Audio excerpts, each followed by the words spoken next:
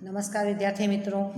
अभी हम गांव के कैसे लोगों को गरीब कहेंगे और शहरों में बसने वाले कैसे लोगों को गरीब कहेंगे वो देखेंगे। ग्रामीण गरीब यानी गांव में जो बसने वाले गरीबों में अधिकांश कौन लोग आते हैं, तो एक तो भूमिहीन कृषि मजदूर जिसके पास रियल में वो मजदूरी करते हैं खेतों में, उनके पास बिल्कुल ज़मीन नहीं है। गृह उद्योगों में या कुटीर उद्योगों के जो कारीगर यानी अपने ही घर में, जैसे कि अचार पापड़, घर में कई लोग कपड़े बुनते हैं, तो ऐसे घर में ही कई काम करने वाले जो कुटीर उद्योग चलाने वाले लोग हैं, ऐसे कारीगर। सीमांत किसान यानी जो किसान के पास अपनी ज़मीन नहीं होती है लेकिन वो किसी की ज़मीन किराए पर लेकर खेती करता है, तो वो सीमांत किसान है। बाद में भिक्षु यानी जो भीख मांगने वाले। दैनिक मजदूर यानी मजदूरी करके जो पैसे हर रोज़ मजदूरी के हर रोज़ मिलते हैं उसी में से अपना जीवन गुजारता है। जंगल या पहाड़ी क्षेत्रों में रहने वाले लोग यानी आदिवासी लोग जो आएंगे।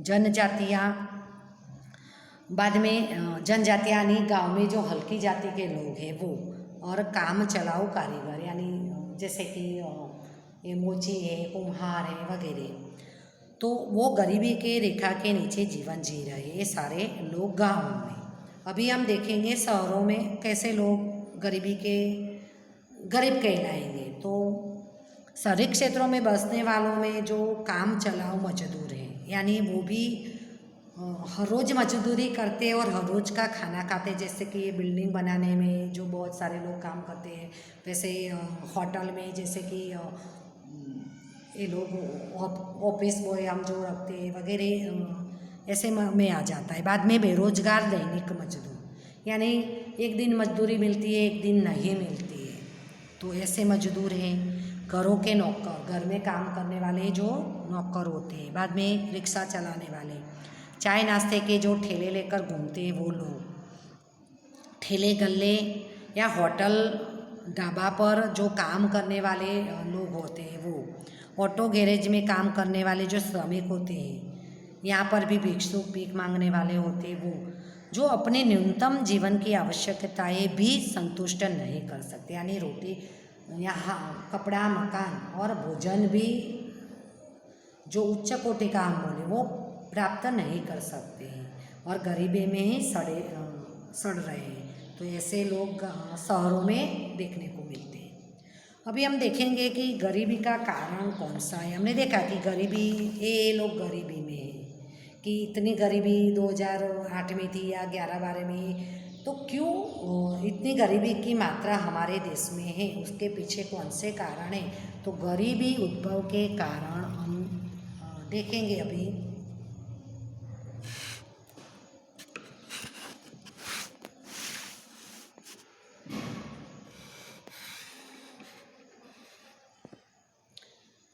तो पहला कारण है कि गरीबी की जड़ें शहरों की अपेक्षा हम देखें गाँवों में ज़्यादा गरीबी होती है, और ये गाँव में ही गरीबी के कारण हम देखेंगे क्योंकि शहरों की तुलना में गाँवों में गरीबी का प्रमाण अधिक होता है। तो क्यों गरीबी का प्रमाण अधिक होता है, तो उसकी हम चर्चा करेंगे कि कृषि क्षेत्र में अपूर्ण विकास और अपर्याप्त सुविधाओं, सिंचाई की सुविधाओं के कारण कृषि क्षेत्र में प्राप्त होने वाली आय में कमी। अभी कृषि क्षेत्र में भी हम देखें कि किसानों के पास ज़्यादा ज़मीन नहीं होती है और जो अपने पास खेत होते हैं वो भी छोटे छोटे होते हैं। तो जो आधुनिक टेक्नोलॉजी होती है उसका उपयोग वो छोटे खेत में करने जाए यानी कि उन्नत बीज है या यंत्र है, उसका उपयोग अगर वो छोटे खेत में करने जाए तो उसको महंगा पड़ जाता है, इसीलिए वो नहीं कर पाता है। दूसरा कि खेती के लिए पानी चाहिए। अभी सभी जगह बारिश के मौसम में कई बार बरसात अधिक होती है कई बार कम होती है, तो भी फसल बिगाड़ती है। और गर्मी के मौसम में जब पानी चाहिए तो सिंचाई की सुविधा जहाँ पर नहीं है तो वहाँ पर भी खेती अच्छी से नहीं हो पाती है, उसके कारण किसान की आवक है वो कम होती है। तो पहला कारण हमने देखा कृषि क्षेत्र में जो विकास होना चाहिए वो अपूर्ण विकास और सिंचाई की अपर्याप्त सुविधा। अभी दूसरा है कि कृषि समय के अलावा वैकल्पिक रोजगारी के अवसरों का अभाव। अभी जो खेती होती है तो फसल तैयार होने में 3-4 महीने लगते हैं। तो वो 3-4 महीना जब किसान मानो कि बारिश के मौसम में फसल लगाई, जुलाई में लगाता है, बाद में उसको दिवाली तक मतलब अक्टूबर तक काम रहता है, बाद में वो पूरा फसल का काम उसका हो जाता है। बाद में मानो कि सिंचाई की सुविधा नहीं है तो वो नई फसल वो खेत में नहीं उगा सकता है, तो वो पूरे महीने मतलब 3-4 महीना ही वो काम करता है, बाकी के महीनों में वो बेकार रहता है। और जब बेकार रहता है तभी गांव में और कोई सुविधा नहीं कि वो काम कर पाए, वैकल्पिक दूसरी रोजगारी उसको प्राप्त नहीं होती है, बाकी के महीने वो बेकार रहता है। तो दूसरा कारण कि काम थोड़े ही महीने उनको काम मिलता है, जो बेकार रहता है तो उसको दूसरी वैकल्पिक रोजगारी यानी दूसरा कोई काम उसको प्राप्त नहीं होता है। अभी तीसरा कारण हम देखेंगे कि ग्रामीण क्षेत्रों में अन्य रोजगारी के आवश्यक ज्ञान, शिक्षा, कौशल और प्रशिक्षण के अभाव के कारण अभी गांव में जो लोग हैं वो खेती करते हैं, तो बाद के समय में वो बेकार है तो काम करे, अगर उनको करना है तो उनके पास कोई ज्ञान नहीं है, कई बार वो निरक्षर होते हैं, अनपढ़ होते हैं, कोई कौशल नहीं है और उनको कोई प्रशिक्षण, उसके लिए प्रशिक्षण भी नहीं दिया जाता है। अगर प्रशिक्षण जैसे कि ऑटोमोबाइल से गैरेज वगैरह में काम करना, मोबाइल रिपेयर करना, अगर ऐसे वो भी उनको प्रशिक्षण दिया जाए तो वो कर सकते, लेकिन गाँव में ऐसे कौशल और या प्रशिक्षण केंद्र नहीं होते, उसके कारण भी वो लोग बेकार रहते हैं। बाद में हम देखेंगे जाति प्रथा तथा रूढ़ियों परंपराओं के कारण रीति रिवाजों के पीछे भयंकर दिखावटी खर्च के कारण वो कर्जदार बनते हैं, उस प्रकार के उत्पादीय खर्च में वृद्धि होने से। अभी हमारे यहाँ जैसे कि शादी होती है, सगाई होती है, कोई मर जाता है तो उसके पीछे बहुत सारा हम खर्च करते हैं और वो हमारी परंपरा होती है कि हमारे दादा ने किया, परदादा ने किया, हमारे भाई ने किया, पड़ोसी ने किया, एक दिखावा भी होता है तो उसके कारण हमें भी करना पड़ता है। हमारे पास पैसे हो या न हो, लेकिन दिखावे के लिए, समाज को दिखाने के लिए हमें खर्च करना पड़ता है। तो अगर हमारे पास पैसा नहीं है तो भी किसान वो कर्ज लेकर भी वो खर्च करता है, क्योंकि जो अपनी प्रतिष्ठा है, दादा ने किया था या पड़ोसी ने किया है, वो दिखाने के लिए भी उसको करना पड़ता है, तो वो कर्ज करता है। वो कर्ज मतलब सामाजिक खर्च के पीछे होता है, उसका उत्पादन में कोई हिस्सा नहीं होता है, तो वो खर्च बिन उत्पादकीय होता है। तो उसके कारण भी गरीबी, अगर मानो कि वो कर्ज लिया, अगर वो कर्ज लेकर खेती के उत्पादन के लिए, फसल के लिए, खाद खरीदने के लिए या बीज खरीदने के लिए वो खर्च करता है तो उसमें से उसको कुछ मुनाफा होने वाला, लेकिन एक खर्च तो उसका जो सामाजिक खर्च किया तो उसमें से उसको कुछ प्राप्त होने वाला नहीं है, बिन उत्पादकीय खर्च है, तो उसके कारण भी वो गरीबी में चला जाता है। अभी हम देखेंगे कि निरक्षरता का अनुपात अधिक होने से शोषण और अन्याय के भोग बनते हैं तथा सरकारी योजनाओं की जानकारी के अभाव से लाभ नहीं ले सकते। अभी किसान लोग ज़्यादातर हम देखें कि वो अनपढ़ होते हैं, निरक्षर होते हैं, तो उनका शोषण होता है। अभी मानो कि शोषण किस प्रकार होता है कि मानो कि वो खाद खरीदने जाता है तो खाद वगैरह खरीदने भी उनको सब्सिडी मिलती है। सब्सिडी में मानो कि खाद की जो गुण आती है, मानो कि 1000 रुपये में आती है तो सरकार तो सब्सिडी देती है तो 200 रुपये लेते, 200 रुपये सरकार देती है, तो उनको एक बोरी के 800 रुपये ही देने पड़ते। लेकिन किसान अनपढ़ होता है तो उनको ये चीज़ की जानकारी नहीं होती, तो वो दुकानदार को 1000 रुपये ही दे देता है, तो उनका इस तरह भी शोषण होता है। बाद में हम देखें कि बहुत सारी सरकारी योजनाएँ हैं कि किसान फसल योजना है, फसल बीमा योजना होती है। अभी ये पिछले साल ही आप देखें कि हर साल प्रधानमंत्री जो है वो हर किसान के अकाउंट में एक साल में 6000 रुपया 2-2 हज़ार के 3 हफ्ते में डालता है। बाद में ये अतिवृष्टि होती है, फसल खराब हो जाती है तो भी किसान को वो फसल खराब हुई है तो भी उसका मुआवजा दिया जाता है। तो ये सब की अगर किसान को जानकारी है तो वो योजना का वो लाभ ले सके, लेकिन किसान ज़्यादातर निरक्षर होते हैं, इसीलिए गवर्नमेंट की ये बहुत सारी योजनाएं वो लाभ नहीं ले पाता है।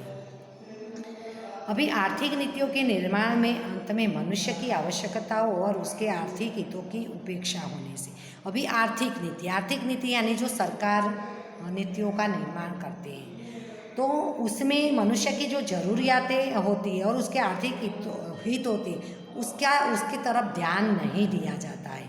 यानी जिसमें से सरकार को ज़्यादा लाभ हो, टैक्स ज़्यादा मिलता हो या जो अमीर लोगों की ज़रूरियात वाली चीज़ें उसका ही उत्पादन होता है, यानी गरीब लोगों की जो ज़रूरियातें हैं उस पर ध्यान नहीं दिया जाता है। इसके कारण भी गरीबी का प्रमाण बढ़ता है।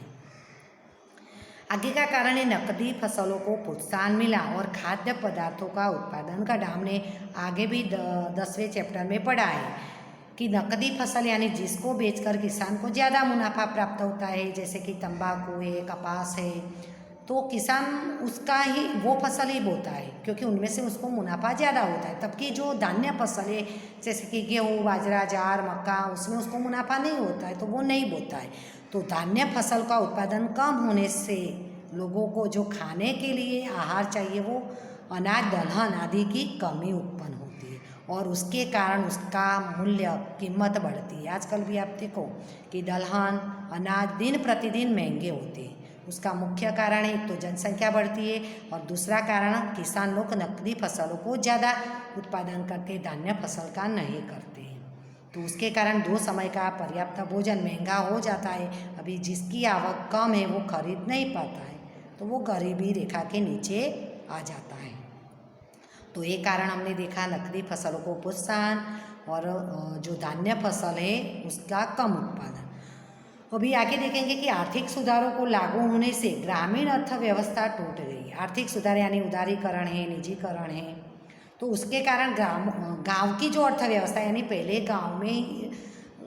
गांव के किसान फसल उगाते थे तो जो अनाज दलहन वो देते थे। बाद में कारीगर वर्ग था जैसे कि सुतार है, मोची है वगैरह अपना काम करते थे, यानी सारी ज़रूरियातें एक लोगों को एक दूसरे से मिल जाती थी। तो वो गांव की अर्थव्यवस्था थी, वो सारी टूट गई और कुटीर और लघु उद्योग समाप्त हो गए। जो घर में चलने वाले जैसे कि पापड़ या अचार है, घर में जो कपड़ा बुनते थे वो सारे उद्योग भी टूट गए क्योंकि उदारीकरण हुआ, वैश्वीकरण हुआ, उससे कारण बहुत सारी मल्टीनेशनल कंपनियां भी हमारे देश में आई। तो ये उसके कारण ये लघु उद्योग है वो सारे नष्ट हो गए और स्थलांतरण बढ़ा क्योंकि गांव के लोग ज़्यादा शहरों की ओर आने लगे। शहरों की चमक दमक देखकर और खेती करना किसी को पसंद नहीं है, इसीलिए गांव के लोग शिक्षा के लिए, नौकरी के लिए शहरों में आने लगे। इसीलिए कृषि की आय घटने लगी, यानी खेती कम लोग करने लगे, यानी कृषि फसल का उत्पादन भी कम होने लगा और उनमें से होने वाली आवक भी कम होने लगी। उसके कारण भी गरीबी का प्रमाण जो है वो बढ़ा है। अभी आगे का कारण हम देखेंगे कि गरीब कुपोषण और विविध रोगों के शिकार बने। अभी लोगों को जो पौष्टिक खाना मिलना चाहिए, जितनी कैलोरी मिलनी चाहिए, वो गरीब लोगों को 2 समय का खाना ही नहीं मिलता है तो उनको पौष्टिक खाने की बात हम कैसे करें। तो पौष्टिक खाना नहीं मिलने के कारण वो कुपोषण के शिकार बनते हैं। उसके कारण बहुत सारी बीमारियां उनको होती हैं। तो बीमारियां होती है तो स्वाभाविक है कि उसका इलाज करवाने का खर्च बढ़ता है और आवक तो उनकी कम ही होती है और उपकार मतलब उनको जो बीमारियां होती है उसका उपचार करने के लिए दवाइयाँ के पीछे उनका खर्च बढ़ जाता है तो उसके कारण भी गरीबी का प्रमाण बढ़ता है। आगे देखेंगे टेक्नोलॉजी में परिवर्तन आए और परंपरागत व्यवस्था यानी नई नई टेक्नोलॉजी आती है। अभी कई जगह ऐसे मशीन आते कि एक मशीन जहाँ 15 लोग काम करते थे वो आज एक मशीन करता है, सिर्फ उसको ऑपरेटर ही चाहिए। तो उसके कारण बेरोजगारी का प्रमाण भी बढ़ता है। हमारी जो परंपरागत व्यवस्थाएं हैं कि जो हम संयुक्त परिवार में रहते हैं, दादा जो काम करते थे वो ही बेटा करे, कुटीर उद्योग जो है वो नष्ट हो गए और स्थानीय बाजार बंद हो गए। हमने आगे भी देखा कि ग्रामीण अर्थव्यवस्था टूट गई, गांव के बाजार है वो सारे बंद हो गए, उसके कारण बेरोजगारी में वृद्धि हुई। तो वो भी हमने देखा कि गांव के लोग अभी उसके कारण ही गांव के लोगों ने स्थलांतर किया, शहरों की ओर आए। तो टेक्नोलॉजी के कारण बेरोजगारी भी बढ़ गई। आगे का कारण है कि जनसंख्या दर बढ़ा कि हम सब जानते हैं कि हमारा देश जनसंख्या की दृष्टि से दूसरे नंबर पे है और जितना हम अपने परिवार का ही एग्जाम्पल है कि जितने लोग ज़्यादा है इतनी मुश्किलें ज़्यादा है, इतनी सुविधाएं कम मिलती है और बाल मृत्यु दर कम हुआ, क्योंकि जनसंख्या वृद्धि तो बढ़ी है, बाल मृत्यु दर हम देखें कि स्वास्थ्य विषयक जो सुविधाएं हैं वो दिन प्रतिदिन बढ़ती जाती। जैसे साइंस ने प्रगति की है तो उसके कारण लोगों को जो कोई भी भयंकर से भयंकर इलाज जो बीमारी होती है आज उसका इलाज संभव है, तो उसके कारण बाल मृत्यु दर कम हुआ है। और औसत आयु जो है वो लोगों का बढ़ा है, क्योंकि सबको स्वास्थ्य विषयक सुविधाएं हैं वो पर्याप्त मात्रा में सबको मिलती है, उसके कारण जो लोगों की आयु है वो भी ज़्यादा हुई है। श्रम की कुल मांग की अपेक्षा श्रम की पूर्ति बढ़ने से बेकारी बढ़ी है, कि श्रमिक जो लोग हैं उनकी जो मांग है वो नहीं मिलती, यानी जो उद्योग है कारखाने वहाँ श्रमिकों की मांग नहीं बढ़ती है, लेकिन जनसंख्या बढ़ने से श्रमिकों की संख्या में बढ़ोतरी होती है। दूसरी तरफ हम देखें कि आवश्यकता की वस्तुओं की तुलना में उत्पादन घटने से भाव बढ़े, कि हमारे जो दैनिक जीवन जरूरियात की जो चीज़ वस्तुएं हैं उसका उत्पादन कम होता है, और जो हाई फाई चीज़ वस्तुएं जो अमीर भौतिक सुविधाएं है मौज शौक की चीज़ वस्तुएं उसका उत्पादन बढ़ता है, तो उसके कारण क्रय शक्ति कम हुई, यानी खरीद शक्ति, क्योंकि लोगों को काम नहीं मिलेगा, काम नहीं मिलेगा तो पैसे नहीं आएंगे, पैसे नहीं आएंगे तो लोग खरीद ही नहीं करेंगे, और खरीदी कम होती है तो हम चीज़ वस्तु ही नहीं खरीदेंगे तो हमारा जो जीवन स्तर है वो भी गिरेगा, क्योंकि हमें तो सब कुछ चाहिए लेकिन हमारे पास पैसे नहीं है, तो ना हम अच्छी शिक्षा लेनी तो ले पाएंगे, बीमारी है तो हॉस्पिटल अच्छी बड़ी हॉस्पिटल में जाना है तो नहीं जा पाएंगे, तो हमें जो हमारा जीवन स्तर है वो भी ऊंचा नहीं आएगा, और अंत में जो गरीबी है वो बढ़ेगी। तो यहाँ पर हमने गरीबी के कारण देखे, जिसका नेक्स्ट वीडियो में मैं शॉर्ट में वो कारण आपको बता दूंगी। अभी उसमें से एमसीक्यू क्विज जो है वो आप लोग बना लेना। ओके।